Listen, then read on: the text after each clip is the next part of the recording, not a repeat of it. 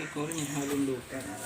How to repot Mostera Deliciosa. Deliciosa, di ba?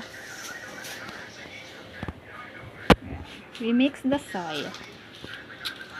Carbonized rice hull and cocoa peat.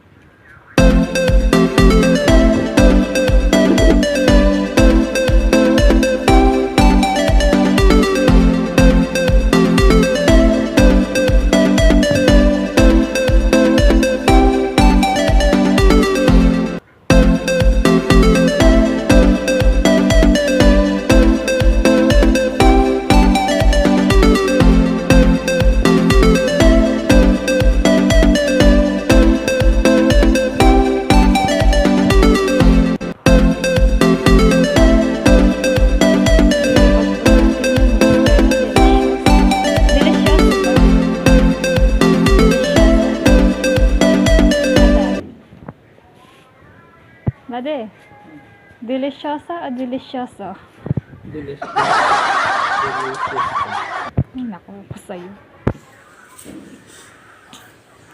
Yan. Iriripat po natin sa plastic pot.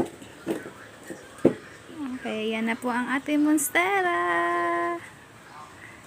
Mostera deliciosa. Deliciosa.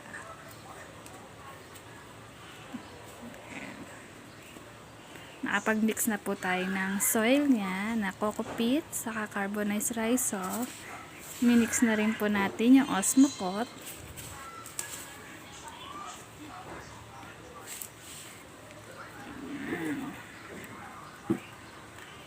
Ang aking husband ang taga-repa.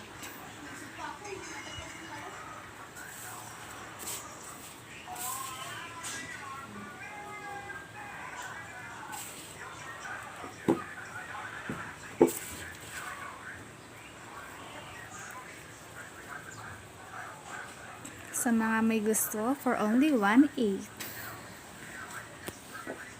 Nadal. Murang-mura. Potted na.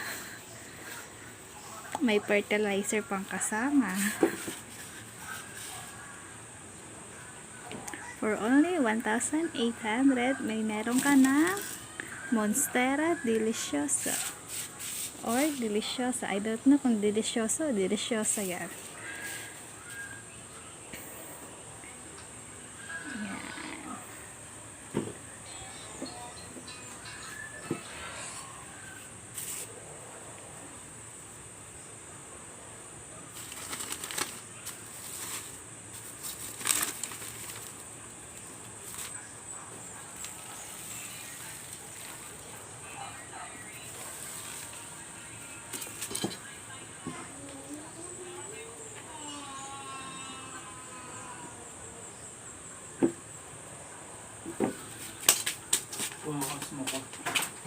Yan guys. Ayan po ang ating Mostera Deliciosa.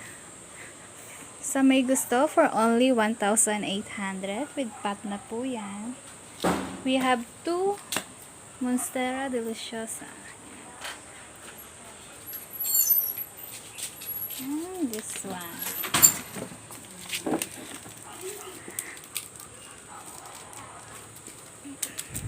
Then, lalagyan po natin siya ng fertilizer sa gilid. Ang ilalagay po natin fertilizer ay osmocot. We put osmocot in the side of the pot. Yan.